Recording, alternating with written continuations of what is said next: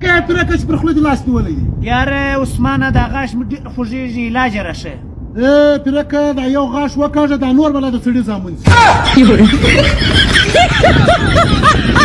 سپین ګین چې که دا ګین به داسې نه چې به دا بوتو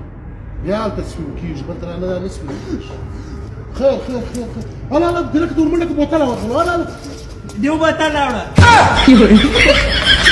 عثمانه د پرک په لاس کې آیفون موبایل دی دا څه ته درځه پوښتنه شي پوښتنه زموږ وا پرکه دا څه ناوله د موبایل دې پیدا کړی دا خو په منډه کې وګاټئ څه رقم په منډه یو دا موبایل والا او دوه پولیس والا را ځغستل ما ځغستل ډاکټر صاحب ته راځه زما ورور غوږونه سوځلي دي چیرې دی یاره ستوی ډرامې روز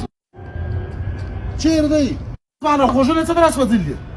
دا خو ډاکټر صاحب استري کوي ټلیفون ولرالي د ټلیفون پر ځای استري غوږ ته ونیوئ ښه دا هغه هم سر په خلاص نو دا بل غوږ یې څه در راسوځلی دی هغه ما په دې وسودی ما امبولانس له ټلیفون ورکاوی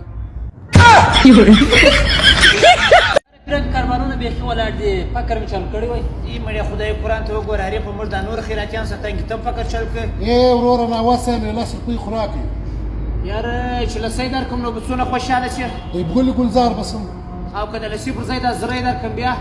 اوسه به مړ سم یاره ښه زما یې پر مرګ مې نه یې پېرزو دا لسی وه استاد رخصه خالي ده وروره رامیزان چوکو پرې ځو څو پیسې به راڅه یو نیم سال پې به څه واخلم وروره بس لاس کښته که ورسېدو ته بیا پیل شوې خو ستا کې پیدا ده زما کومه پیدا ده د بل کار لپاره بیا کتابونه نه راشي یارانو که هر چا ښه دروغ راته وویل سهار ناشته زه په کوم زه یې واده له ورغلم ناوې په خپله اتڼ کاوه ته یې راته ووایه نقیب کلزی 4 میاشتې په تبلیغ تللی ما ولې ده وویلې تا خو پیسې نه یې اورېدلې یا ماشین لري ده ویلې ول ما وویلې په چپلاخه ما یې ټول لګولې ګانې اورم د چپلاخه چا وغورځوله یاره پرېکه د عثمان ډېر بچېله دی و یار عریب خان یې واج خوري سرته مو ته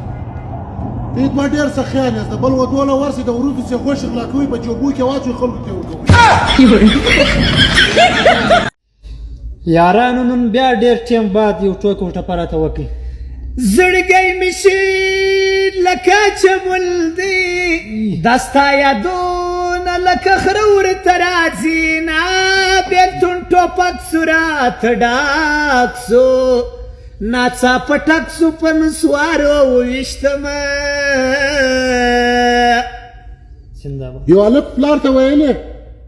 ول ته د نجلۍ سره مینه لرې ده ورته وویل زه ستا د مور سره بیخي ډېره مینه لرم هغه ورته ویلې ول بابا څه هوښیار یې په خپل کور کې دې لاین برابر کړی دی